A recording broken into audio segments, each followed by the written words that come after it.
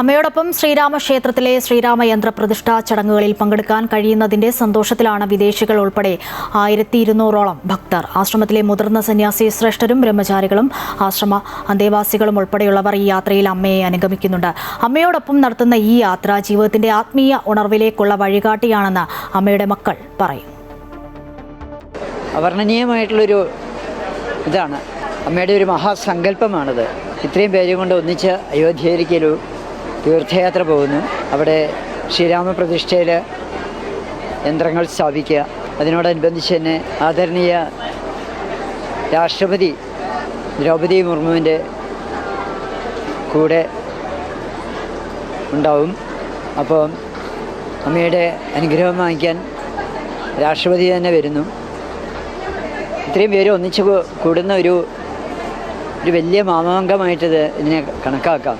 അമ്മയുടെ യാത്ര അയോധ്യ വരെ ഇത് ഭയങ്കര എക്സൈറ്റ്മെൻ്റ് ആണ്. മുഴുവൻ ആശ്രമം ട്രെയിനിൽ സ്പെഷ്യൽ ട്രെയിനാണ് ബുക്ക് ചെയ്തിട്ട് പോകുന്നുണ്ട്. ഇത് വളരെ ബ്യൂട്ടിഫുൾ മൊമെൻറ്റ് ഫോർ ഇന്ത്യ ആണ്. അമ്മ ശ്രീരാമർ കോവിലിലെ രാമരക്ഷ യന്ത്രം പ്രതിഷ്ഠ ചെയ്യാൻ വേണ്ടി അമ്മ ക്ഷണിച്ചിട്ടുണ്ട് പ്രസിഡന്റ് ഓഫ് ഇന്ത്യ. സോ ഇതൊരു ഗ്രേറ്റ് ഓപ്പർച്യൂണിറ്റി, ഒരു തീർത്ഥയാത്ര. പണ്ട് ത്രേതായുഗത്തിൽ ശ്രീരാമർ സൗത്ത് ഇന്ത്യയിലേന്ത് തിരിച്ച് അയോധ്യയ്ക്ക് പോയി. ഇപ്പോൾ കലിയുഗത്തിൽ അമ്മ അതുപോലെ ഒരു അവതാര മഹാത്മാ തിരിച്ചും സൗത്ത് ഇന്ത്യയിലേന്ന് നോർത്ത് ഇന്ത്യക്ക് അയോധ്യയ്ക്ക് പോകുന്നുണ്ട്. അമ്മയുമായിട്ട് ഇപ്പോൾ ചെറിയ പ്രായം മുതൽ പല യാത്രകളും ചെയ്തിട്ടുണ്ട്. അപ്പോൾ പഴയ കാലത്ത് എൻ്റെ അമ്മയുടെ വീട്ടിൽ പോകുമ്പോഴും ഒക്കെ പോയിട്ടുണ്ട്. അത് കഴിഞ്ഞിട്ട് പലപ്പോഴും ബോട്ടിൽ യാത്ര, ബസ്സിൽ യാത്ര, പിന്നെ അത് കഴിഞ്ഞ് പല ഭക്തരുടെ വീടുകളിൽ യാത്ര ചെയ്തിട്ടുണ്ട്. അമ്മ വിദേശത്ത് പോയപ്പോഴത്തേക്കുണ്ട്. പിന്നെ മറ്റ് സ്ഥലങ്ങളിലൊക്കെ പോയി യാത്രകൾ ഒരുപാട് ചെയ്തിട്ടുണ്ട്. അപ്പോൾ അത് കഴിഞ്ഞ് വിദേശത്തും പലപ്പോഴും എനിക്ക് സൗകര്യമുള്ളപ്പോൾ പോയിട്ടുണ്ട്.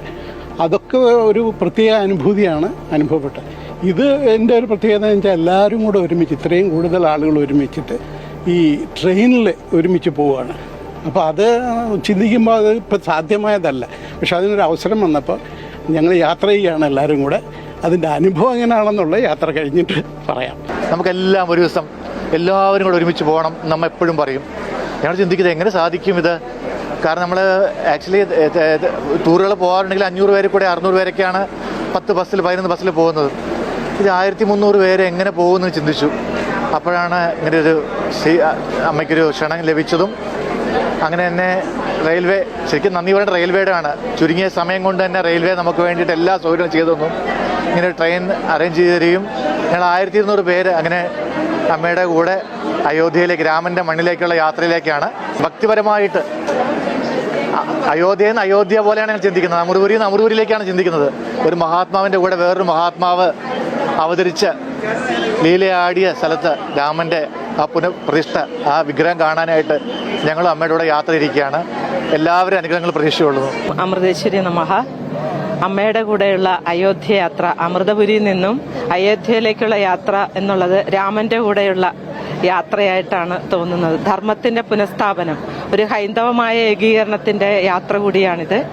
എല്ലാ മനസ്സുകളിലും രാമൻ്റെ മന്ത്രവും, എല്ലാ മനസ്സിലും ധർമ്മചിന്തകളും ഈശ്വര ചിന്തയോടും കൂടി തന്നെ രാമനാമത്തിൽ യന്ത്രം സമർപ്പിക്കുന്ന ഈ ധന്യമുഹൂർത്തത്തിൽ എല്ലാവരും പങ്കെടുക്കുവാൻ വേണ്ടിയിട്ട് അമ്മയുടെ സാന്നിധ്യത്തിൽ, അമ്മയുടെ ഈ സാന്നിധ്യമുള്ള ഈ ട്രെയിനിൽ തന്നെ യാത്ര ചെയ്യുക എന്ന് പറഞ്ഞാൽ അത്യപൂർവങ്ങളിൽ ഭാഗ്യത്തിന്റെ ഒരു മുഹൂർത്തമായിട്ട് തന്നെയാണ്, ധന്യത്തിന്റെ ഒരു മുഹൂർത്തമായിട്ടാണ് കാണുന്നത്. രാവണവധത്തിന് ശേഷം ശ്രീരാമചന്ദ്രൻ സീതാദേവിയെ വീണ്ടെടുത്ത ശേഷം തൻ്റെ പ്രിയപ്പെട്ട വാനരന്മാരുമായിട്ടാണ് യാത്ര തുടർന്നത്. അവരെ എല്ലാവരെയും സന്തോഷിപ്പിക്കാൻ വേണ്ടിയിട്ട് അന്ന് അയോധ്യയിൽ പുഷ്പക വിമാനത്തിലാണ് കൊണ്ടുപോയത്.